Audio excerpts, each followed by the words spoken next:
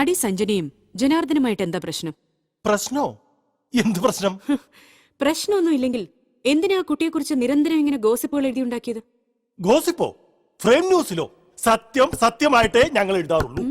ഇത്ര സത്യസന്ധനായ ജനാർദ്ദൻ എന്തിനാ വിമൽ റോയെ കൊന്നത്? ഞാനോ? യെസ്, താൻ തന്നെ. തന്റെ മൊബൈൽ ബില്ലിന്റെ കോപ്പി. വിമൽ കൊല്ലപ്പെട്ട ദിവസം 6 പ്രാവശ്യം താനൊരു മൊബൈൽ നമ്പറിലേക്ക് വിളിച്ചിട്ടുണ്ട്. ആ നമ്പർ വിമലിന്റെ പ്രീപെയ്ഡ് കണക്ഷൻ ആണെന്ന് തെളിഞ്ഞു കഴിഞ്ഞു. വിമൽ കൊല്ലപ്പെട്ട ഏകദേശം 5 മിനിറ്റിനുള്ളിൽ തന്നെ താൻ പോലീസ് സ്റ്റേഷനിൽ വിളിച്ച് വിവരം അറിയിച്ചു. ശരിയല്ലേ? ഞാൻ കൂടുതൽ തപ്പിത്തടയേണ്ട മിസ്റ്റർ ജനാർദ്ദനൻ.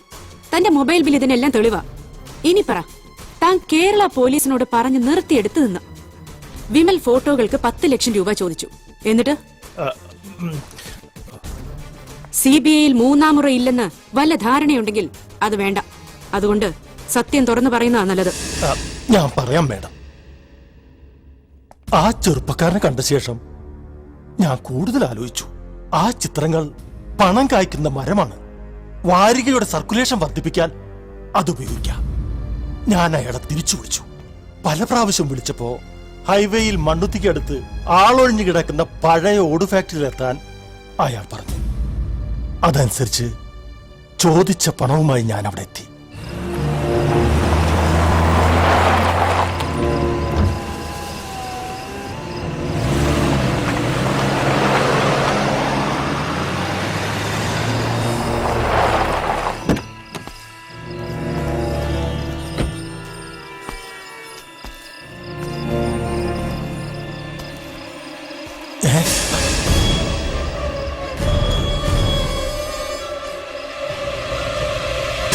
ആ നേരത്തെ പരിഭ്രാന്തിയിൽ ആദ്യം തോന്നിയത് പോലീസിന് വിവരം അറിയിക്കാനാ.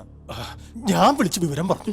പക്ഷെ പോലീസ് സ്റ്റേഷനിലേക്ക് വിളിച്ച ആ കോളിന് തൊട്ട് മുൻപും അതിനുശേഷവും ജനാർദ്ദനൻ ഒരു മൊബൈലിലേക്ക് വിളിച്ചിരുന്നല്ലോ. അതാരെയാ? അത് പിന്നെ എന്റെ ഭാര്യ ലളിതാബായിയുടെ നമ്പറാ.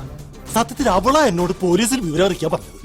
ഭാര്യ എന്ത് ചെയ്യുന്നു? അവളൊരു ആയുർവേദ ഹോസ്പിറ്റൽ നടത്തുക. പൂങ്കുന്നതിനടുത്ത് ലളിതാബായ് Ayurveda centre.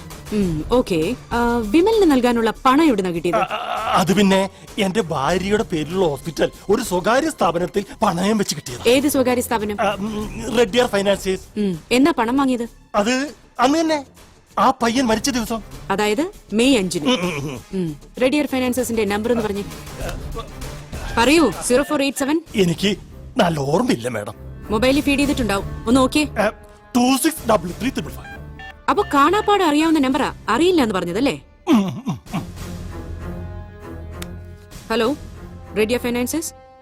This is Nandini Varma from CBI.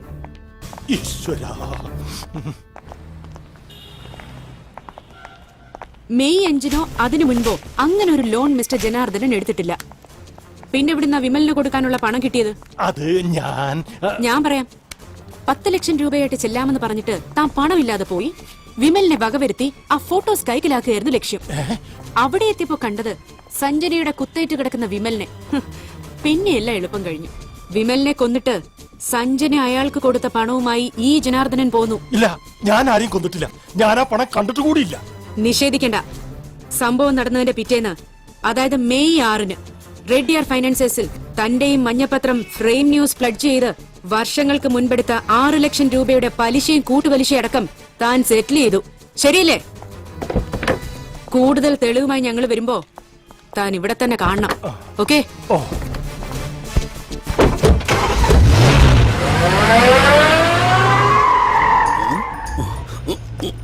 ഇതിലിവിടുന്ന് സമ്മതിക്കണം. സാറേ, അവരിപ്പോ വന്നിട്ട് പോയി. എന്നെ പിടിച്ച് കൊറേ കൊടഞ്ഞു. ഇല്ല, ഞാനൊന്നും പറഞ്ഞില്ല. സാറിന്റെ പേര് ഞാൻ പറയൂ. അവരുടെ വണ്ടി ഒരു Innova, blue colour, KL 01 AH 1362. ശരി, ഓക്കെ. ഇത് ഞാൻ ഓക്കെ ആക്കി തരാം. സത്യം സാറേ, ഞാനാ വിമൽ കുമാർ. Sorry, constable Balram.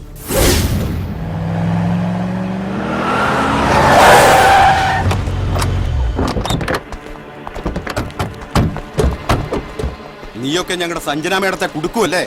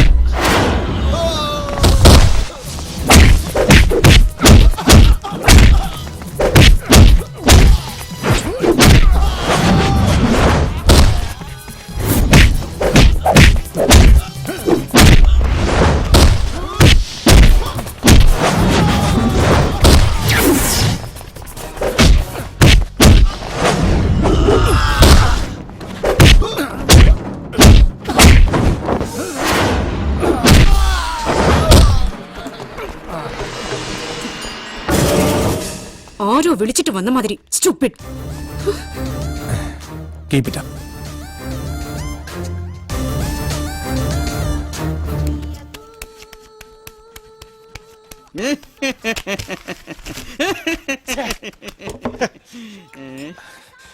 ഞാൻ നിർത്തി മിസ്റ്റർ പ്രകാശ്. ഇരിക്കും മിസ്റ്റർ പെരേര, നമുക്കൊരു ഗെയിം കൂടി കളിക്കാം.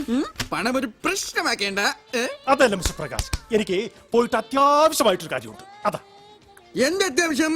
എന്റെ പുലിക്കുട്ടി തീറ്റ പോലും കിട്ടാതെ വിഷമിക്കുകയാണ്. പുലിക്കുട്ടിയോ? വാട്ട് പുലിക്കുട്ടി mister Prakash? Yes mister Pereira, എന്റെ പുലിക്കുട്ടി ഉടനെ ഇവിടെ എത്തും. Sit down. എന്തായാലും മിസ്റ്റർ പ്രകാശ് പറഞ്ഞത് ഒരു കൈ കൂടി നോക്കിക്കളയാം. Welcome my boy. Thank you. ഒന്ന് പുറത്തേക്ക് വരണം പ്രൈം മിനിസ്റ്റർ ജനാർദ്ദനൻ. ഞാനോ? എന്തിന്? ചെല്ലും മിസ്റ്റർ പെരേര, വെറുതെ ബലം പിടിച്ച് മലം കളയാതെ എന്റെ മുതല കുഞ്ഞുങ്ങളോട് പോയി സംസാരിച്ചോളൂ. അവരൊന്ന് ഹാപ്പി ആയിക്കോട്ടെ. ഈശ്വരാ, അയ്യോ.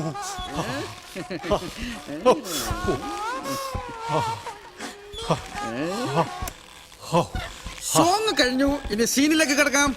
എന്തിനാ പ്രകാശ് എന്നെ ഇട്ടിങ്ങനെ പീഡിപ്പിക്കുന്നത്? പീഡിപ്പിച്ചതല്ല, ഞങ്ങളൊന്ന് പേടിപ്പിച്ചതാ.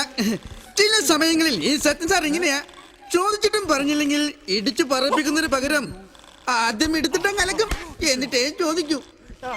സീൻ കഴിഞ്ഞു, ഇനി ഫൈറ്റിലേക്ക് കിടക്കാം. അയ്യോ, എന്റെ കൈയൊടിക്കല്ലേ. ചോദിക്കാത്ത തന്നെ ഞാൻ എല്ലാം പറയാമേ. ഓ,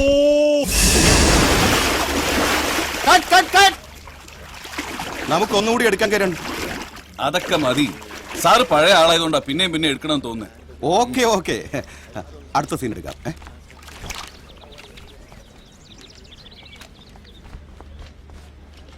സർ, ഓട്ടോഗ്രാഫ് പ്ലീസ്. നല്ല ഫീച്ചേഴ്സ് ആണല്ലോ. സിനിമയിലൊന്ന് ട്രൈ ചെയ്തൂടെ? എന്റെ പേഴ്സണൽ നമ്പർ കുറിച്ചിട്ടുണ്ട്, താല്പര്യമുണ്ടെങ്കിൽ വിളിക്കാം. Thank you sir. അഭിനയിക്കാൻ താല്പര്യമില്ലെങ്കിലും വിളിക്കുന്നോണ്ട് വിരോധമില്ല കേട്ടോ.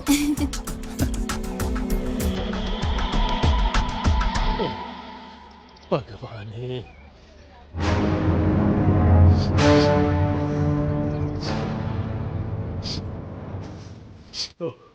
ഇഞ്ചിഞ്ചായി എന്നെ ആ സത്യനാഥൻ തല്ലി ചതച്ചപ്പോ ഞാൻ അറിയാതെ എല്ലാം പറഞ്ഞു പോയി. എല്ലാം പറഞ്ഞു. തല്ലി നുറുക്കിയിട്ടും ഞാൻ സാറിന്റെ പേര് പറഞ്ഞില്ല. പക്ഷെ ചന്ദ്രന്റെ കാര്യം മതിയല്ലോ, ബാക്കി അവൻ ചന്ദ്രനെ കൊണ്ട് പറയിപ്പിക്കും. വിവരമില്ലാത്തവൻ. സത്യനാഥനോട് പറഞ്ഞേ പോട്ടെ, അയാൾക്ക് ഈ കേസിൽ വലിയ റോളൊന്നുമില്ല. CBIയുടെ അടുത്ത് താൻ വായോർക്കാരുന്നാ മതി.